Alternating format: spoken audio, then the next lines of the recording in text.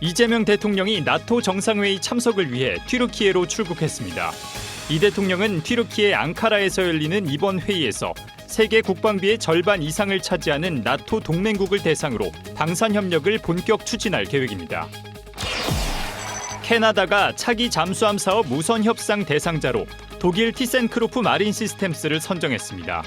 방위사업청은 이번 결과를 존중한다고 밝혔고, 이재명 대통령은 기대했던 결과를 얻지 못했지만 우리 잠수함의 우수한 성능과 기술력을 국제사회에 보여준 기회였다고 평가했습니다. 전군 유일의 모터사이클 전문 부대인 육군 수도방위 사령부 모터사이클 기동중대가 BMW의 전문 서킷에서 기동훈련을 펼쳤습니다. 고속주행과 코너링 등 평소 진행하기 어려운 훈련도 수행하며 임무 수행 능력을 끌어올렸습니다.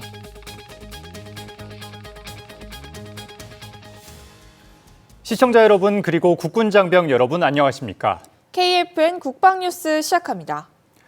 이재명 대통령이 북대서양 조약기구 나토 정상회의 참석을 위해 서울공항을 통해 튀르키예 앙카라로 출국했습니다. 이번 순방은 마르크 리터 나토 사무총장의 초청으로 이뤄졌으며, 이 대통령은 나토 정상회의에 참석하는 것은 취임 이후 처음입니다. 김철랑 기자입니다. 이재명 대통령은 나토 정상회의 참석을 위한 출국에 앞서 SNS를 통해 나토 무대에서 세계 평화와 안보를 위한 대한민국의 역할을 넓혀가겠다고 밝혔습니다. 또 마르크 류터 나토 사무총장이 최근 한국의 방위산업 기반을 환상적이라고 평가한 것을 언급하며 전쟁의 폐허를 딛고 나라를 지켜온 노력이 오늘날 세계가 인정하는 경쟁력이 됐다고 강조했습니다. 이어 오랜 시간 국제사회의 도움을 받던 대한민국이 이제는 세계 평화와 안보에 책임있게 기여하는 나라가 됐다며 이번 순방에도 최선을 다하겠다고 다짐했습니다. 이 대통령은 현지 시간 7일 오후 앙카라에 도착한 뒤 리터 사무총장과 함께 일본, 호주, 뉴질랜드 등 인도태평양 파트너국 대표들과 소인수 회담에 참석할 예정입니다. 이어 나토 정상회의 공식 행사인 방위산업 포럼에 참석해 공동의 가치, 더욱 강한 산업 기반을 주제로 기조 발언을 합니다. 저녁에는 레제프 타이이프 에르도안 튀르키예 대통령 내외가 주최하는 공식 환영 만찬에 참석합니다. 청와대는 이번 나토 정상회의 참석이 세계 국방비의 절반 이상을 차지하는 나토 동맹국들을 상대로 방산 협력을 본격 추진하는 의미가 있다고 설명했습니다. 이와 함께 도널드 트럼프 미국 대통령도 이번 나토 정상회의 참석을 위해 튀르키예를 방문할 예정이어서 이 대통령과 현지에서 대면할지도 관심을 모으고 있습니다. 이 대통령은 오는 8일까지 튀르키예 일정을 소화한 뒤 9일부터는 몽골을 국빈 방문할 예정입니다. 국방뉴스 김철환입니다. 캐나다 차세대 잠수함 도입 사업에서 우리나라가 최종 수주에는 이르지 못했습니다.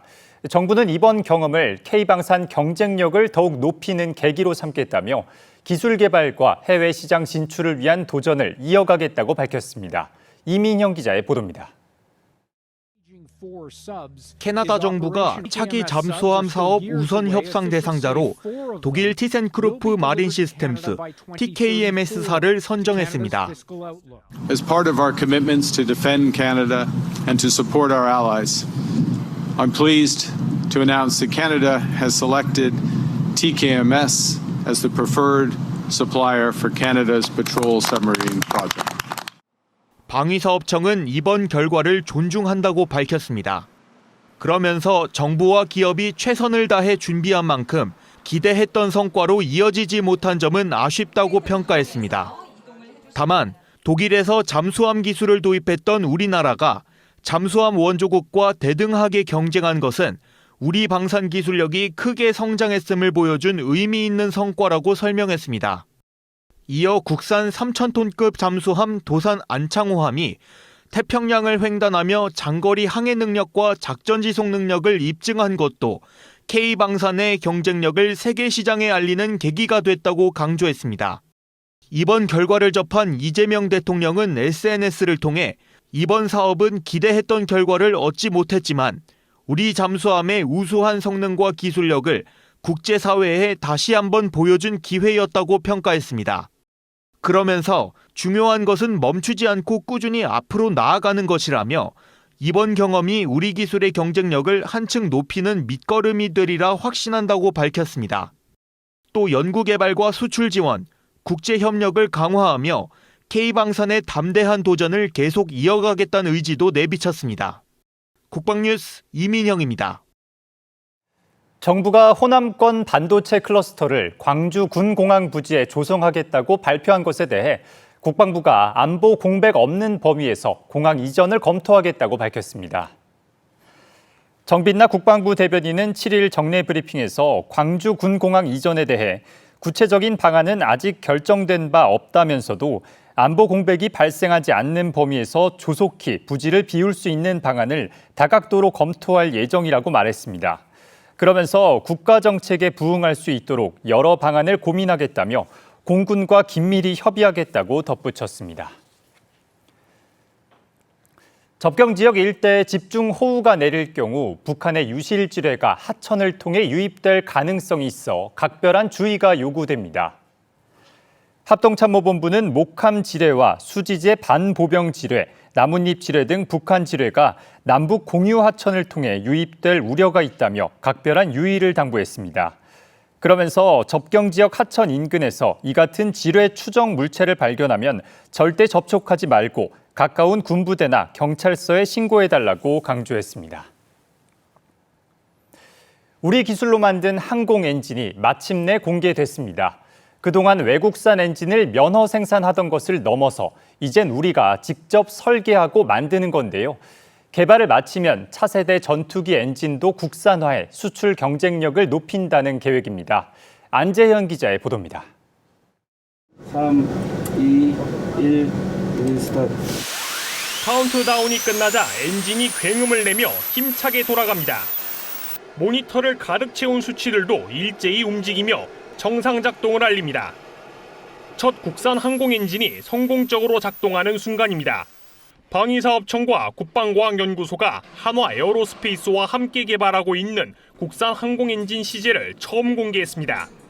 이번에 공개된 엔진은 5,500파운드급 터보팬 엔진과 1,400마력급 터보프롭 엔진입니다. 5,500파운드급 터보팬 엔진은 유인 전투기와 협업하는 무인 전투기에 탑재할 수 있습니다.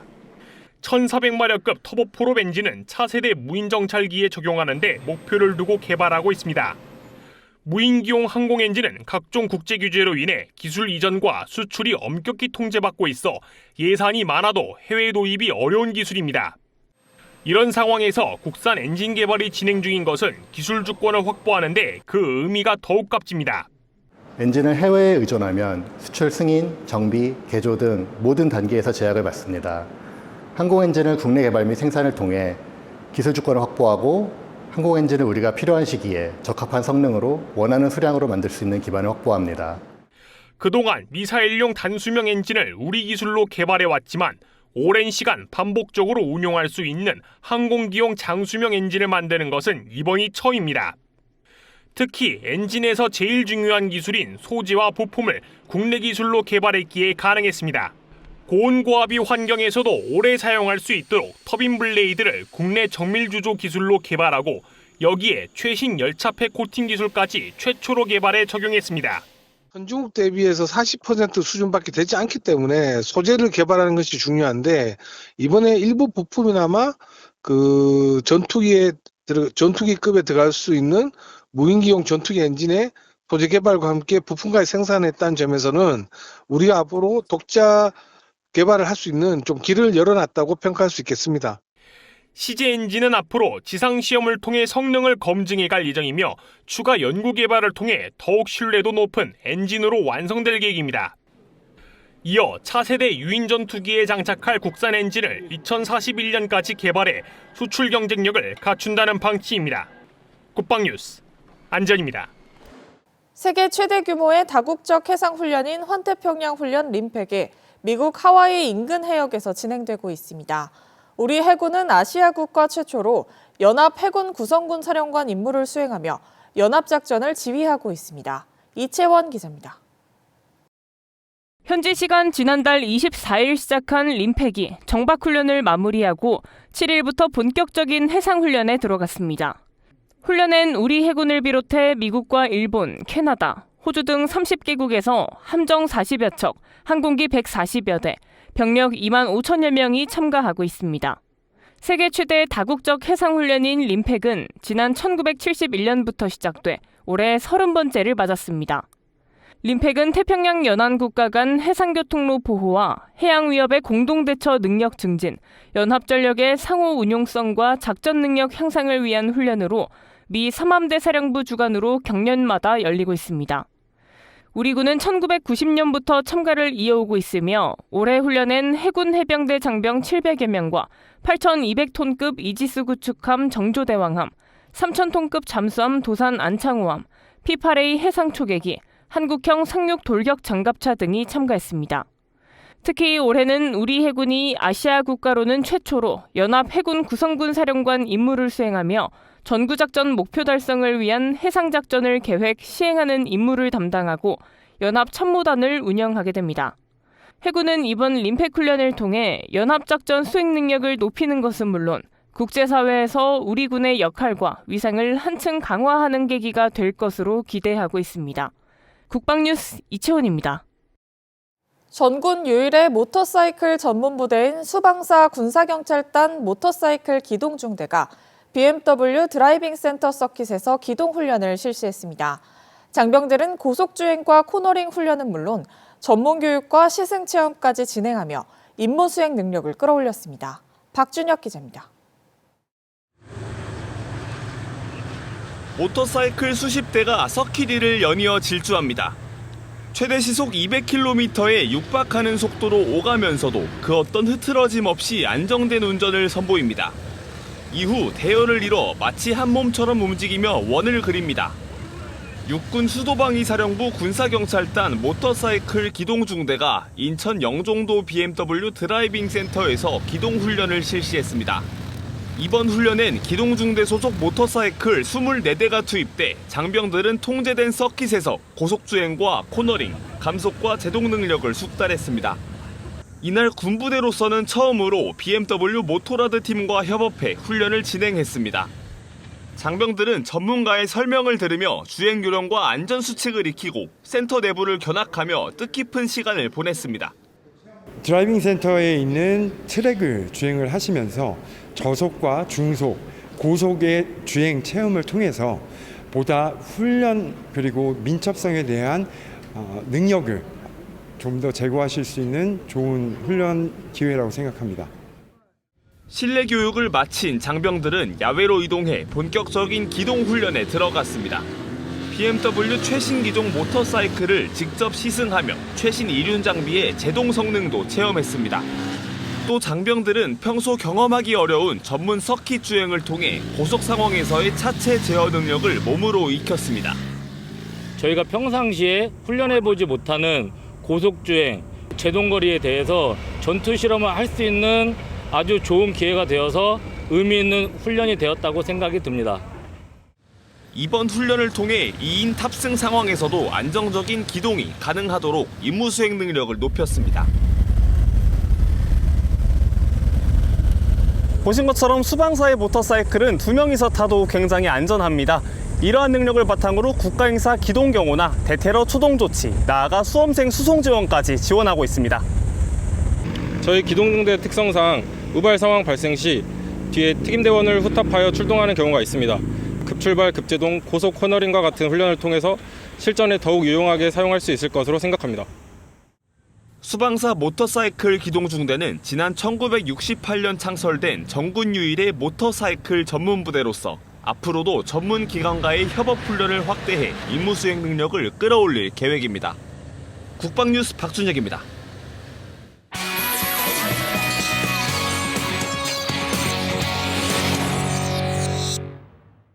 네, 앞서 전해드린 것처럼 수방사 모터사이클 기동중대는 서울 도심 한복판에서 가장 빠르게 움직이는 군사경찰 전력입니다. 전군 유일의 모터사이클 전문 부대가 어떤 장비와 임무를 갖고 있는지 박준혁 기자와 더 자세히 알아보겠습니다. 박준혁 기자, 안녕하십니까? 네, 안녕하십니까? 네, 박 기자. 먼저 수방사 모터사이클 기동중대 어떻게 시작됐는지부터 짚어보겠습니다. 부대 창설 배경이 어떻게 되나요? 네, 시작은 1968년입니다. 도시 도로망이 확대되면서 헌병, 즉 군사경찰 임무도 더 빠르고 기동적인 방식이 필요해졌고 육군은 정군 최초로 헌병 모터사이클 소대를 육군본부 헌병대대에 창설했습니다. 창설 초기엔 수도권 주요 군사행사 호송과 VIP 기동경호 임무를 중심으로 운용했습니다. 이후 수도경비사령부 헌병단 기동대와 특별경호중대를 거치며 대통령과 해외, 군 고위인사 경호 지원, 대테러 작전 특임요원 수송 임무가 강화됐습니다. 네, 장비도 궁금한데요. 현재 어떤 모터사이클을 운용하고 있습니까? 수방사 모터사이클 기동중대는 현재 할리데이비슨과 BMW 계열의 대형 모터사이클을 운용하고 있습니다. 현재 보유한 기종은 총 64대이고 할리데이비슨이 58대, BMW가 6대 운용되고 있습니다. 재원상 할리데이비슨은 일렉트라 글라이드 폴리스 계열, BMW는 R1250 RTP 계열로 볼 수 있습니다. 각 기종의 특징으로선 할리데이비슨은 안전성, BMW는 순간 가속력이 강점입니다. 네, 그렇군요. 이 재원만 봐도 상당히 크고 무거운 장비들입니다. 실제 운용은 어느 정도로 어렵습니까? 네, 300kg이 넘는 대형 모터사이클을 도심에서 운용하려면 급정지와 코너링, 저속 균형 유지 능력이 중요합니다. 특히 대테러 상황에서 특임요원을 뒤에 태우고 현장으로 이동해야 하는 2인 탑승 기동도 수행해야 합니다. 이 때문에 기동중대뿐 아니라 대대장과 작전과장도 모터사이클 편제가 되어 있고 역대 지휘관들도 모두 면허를 갖고 있을 만큼 부대 운용 전반에서 모터사이클 이해도가 중요한 전략입니다. 네, 그렇다면 현재 수방사 MC 기동중대의 주요 임무는 어떻게 정리할 수 있겠습니까? 평시엔 기동 경호와 기동 순찰, 기동 지원 임무를 수행합니다. 지상 드론 대응팀 임무도 맡고 있고 전시엔 후방 지역 지원과 군기 순찰 임무 등을 수행합니다. 그중 대표적인 임무는 국내외 주요 인사 기동 경호입니다. 최근엔 고이즈미 신지로 일본 방위 대신이 국방부를 찾았을 때에도 이동 대열을 지원하며 임무를 수행했고 이에 고이즈미 신지로 방위 대신은 개인 SNS에 에스코트 덕분에 일정을 문제없이 마쳤다며 고마움을 표현하기도 했습니다. VIP 관련 임무 말고도 수능 시험의 늦을 위기에 수험생 수송을 지원하는 대민 지원도 수행하고 있습니다. 네, 그렇군요. 마지막으로 수방사 모터사이클 기동중대가 전군 유일 부대로 유지되고 있는 이유도 궁금합니다. 네, 복잡한 도심에서 빠르게 움직이고 필요한 인원을 현장까지 보내고 이동 대열을 통제하는 능력. 이것이 수방사 모터사이클 기동중대가 지금까지 유일한 전문 모터사이클 부대인 이유입니다. 수도 서울에서 경호와 작전, 대민 지원까지 같이 수행하는 두 바퀴 기동 전력입니다. 네, 지금까지 박준혁 기자와 함께했습니다. 네, 오늘 말씀 감사합니다. 감사합니다. 우리 군의 핵심 전력인 정예 예비군을 육성하고 훈련 여건의 패러다임을 바꾸기 위한 종합대책이 추진됩니다. 단순히 현장의 여건을 개선하는 것을 넘어 입소부터 퇴소까지의 전 과정을 첨단 과학화 체계로 대전환하는 중장기 청사진이 마련됐는데요. 국방 전반의 변화를 선도할 미래형 예비군의 훈련장 모습을 김효진 기자가 알아봤습니다. 예측 불가능한 안전사고는 막고 비효율적인 절차는 없애고 군더더기 없는 예비군 훈련장의 역대급 업그레이드가 진행됩니다. 예비군 훈련 체계를 재점검하고 발전시킬 것입니다. 특히 보완이 필요한 것으로 확인된 안전통제와 의무지원 체계 관련하여 상급 부대 주도의 안전통제 강화와 건강문지표 개선, 대대단위 전담 의무지원팀 운영, 훈련 여건 및 편의 보장을 위한 다양한 방안을 적극 추진하겠습니다. 이달 1일부터 도입된 새로운 건강문진표는 질문이 기존 7개에서 13개로 늘었습니다. 과거 병력부터 현재 컨디션까지 꼼꼼하게 체크하기 위해서입니다. 올 연말까지는 골든타임 내 응급진료가 가능한 환자 후송 체계도 완비합니다. 전담 의무지원팀과 함께 자동 심장 충격기인 AED 등 필수 응급 장비를 중대급 부대까지 확대 보급해 현장 초동 조치 능력을 높입니다. 의무지원 체계 개선 관련해서는 국민 여러분이 체감할 수 있는 안전 관리를 하기 위해서 노력하는 것이고, 예비군 훈련장에는 반드시 의무 후송팀이 상주해서 골든타임 내에 최적의 응급진료가 제공될 수 있도록 체계를 연내 갖추도록 하겠습니다. 이 같은 안전조치는 향후 구축될 첨단 통합지원센터 플랫폼으로 연결됩니다. 현장 안전을 확보한 상태에서 입소부터 퇴소까지 모든 과정을 하나로 묶는 체계입니다. 센터가 도입되면 신체 검사와 환복, 장비 지급까지 끊김없는 원스톱 행정 지원을 받게 됩니다. 훈련장 인프라의 과학화도 속도를 냅니다. 전국 지역 예비군 훈련장 40곳 중 29곳이 과학화 훈련장으로 바뀌었고 올해 안에 34곳까지 완료됩니다. 올해 사업 타당성 조사를 통과한 동원 예비군 훈련장 2개소도 내년부터 시설 공사에 착수합니다. 향후 전국 33개 모든 동원 훈련장으로 확충될 예정입니다. 미래 전장 양상을 반영한 VR 훈련은 오는 2028년 드론과 대드론 공방전으로 확장됩니다. 2029년에는 수류탄과 크레모아, 방독면 감지기가 추가된 체감형 장비가 도입돼 실전성을 높입니다. 현재 11개 사단에서 시범 적용 중인 드론 훈련 역시 오는 2028년 전부대로 확대됩니다.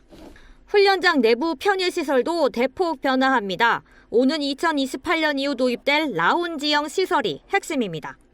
기존의 분산된 컨테이너형 시설에서 벗어나 환복실과 샤워장, PX가 하나로 연결된 쾌적한 공간으로 탈바꿈합니다. 여기에 올해 3개 사단에서 시범 운영 중인 훈련 일정 본인 선택제를 점진적으로 넓혀 나갑니다. 국방의 의무라는 무거운 부담을 덜기 위한 우리 군의 노력은 미래형 첨단 훈련장을 구축하는 계획으로 이어지고 있습니다. 국방뉴스 김유진입니다. 지난달 취임한 배종호 국방홍보원장이 7일 김기영 공군 15특수임무비행단장과 접견했습니다. 배 원장은 김기영 공군 15특수임무비행단장과 만난 자리에서 22회 국방일보 전후마라톤 대회와 관련한 협조사항 등 다양한 협력 방안을 논의했습니다. 논의 내용에 따르면 배 원장은 부대 장병들이 국방홍보원 매체를 활용해 즐거운 병영 생활을 할 수 있게 지원하기로 했습니다. 이에 대해 김 단장은 국방 관련 행사에 장소를 협조하는 등 비행단과 국방홍보원과의 협력 체계를 강화해 나가기로 했습니다. 이어서 오늘의 국방단신 전해드립니다. 육군특수전사령부 천마부대가 지난 29일부터 오는 22일까지 전북 부안군 고사포 해수욕장 일대에서 해상 침투 훈련을 하고 있다고 7일 밝혔습니다. 장병 600여 명이 참가한 이번 훈련은 해상 침투와 퇴출, 수영 능력 향상에 중점을 뒀습니다. 장병들은 3km 이상 떨어진 거리에서 해안으로 복귀하는 전투 수영과 소형 고모보트 IBS를 운용하는 훈련을 반복 숙달했습니다. 부대는 앞으로 남은 훈련 기간에 주야간 종합 해상 침투 FTX를 진행합니다. 육군 3사단 진백골여단 포병대대가 7일 철원 문해리 훈련장에서 창설 이후 첫 포탄 사격 훈련을 실시했습니다. 훈련에는 장병 90여 명과 K105A1 자주포 등 장비 33대가 참가했습니다. 부대는 전포대장의 명령에 따라 총 108발의 고폭탄 사격을 실시하며 화력 즉응태세를 점검했습니다. 해병대 사령부가 7일 서울대학교 시흥 캠퍼스에서 제3회 해병대 국방기술기획 세미나를 개최했습니다. 한국국방기술학회 등 8개 기관과 공동으로 마련한 이번 세미나는 산학연군 전문가 350여 명이 참석해 해병대 미래전력 확보 방안을 구체화했습니다.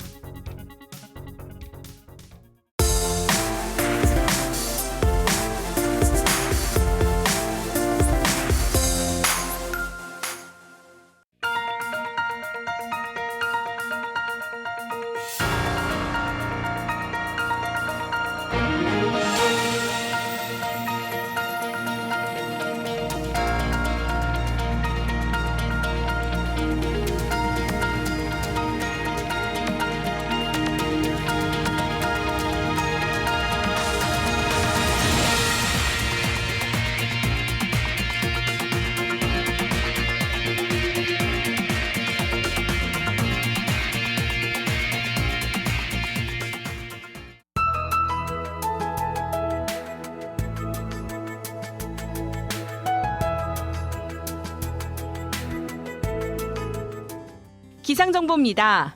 오늘 오전까지 서해상에서 발달한 비구름이 내륙으로 유입되면서 많은 비가 내렸습니다.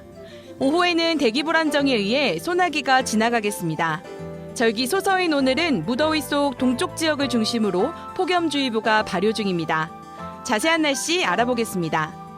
내일 오전 다시 서부를 시작으로 비가 시작되겠습니다. 내일도 중부지방을 중심으로 뇌우와 돌풍을 동반하며 최대 200mm의 많은 비가 내릴 것으로 예상되오니 집중호우와 안전관리에 유의하시기 바랍니다. 전남과 경남으로는 구름 많고 산발적인 소나기가 나타날 것으로 예상됩니다. 내일 아침 최저기온은 서울이 25도, 계룡 23도로 예상되며 한낮 최고기온은 서울이 27도, 강릉이 34도로 예상됩니다. 주간기상 전망입니다. 이번 주 여러 차례 기압골을 지나면서 많은 비가 예상됩니다. 주 후반에는 북태평양 고기압이 확장해 한반도를 뒤덮으며 30도 이상의 덥고 습한 날씨가 나타날 것으로 예상됩니다. 정체전선과 기압계 변동성이 클 것으로 보이는 만큼 기상예보를 잘 확인하셔서 침수와 산사태 등 집중호우에 대비하시기 바랍니다. 이상 공군기상단 제공 기상정보였습니다. 네, 이것으로 KFN 국방뉴스를 마칩니다. 시청해주신 여러분 고맙습니다.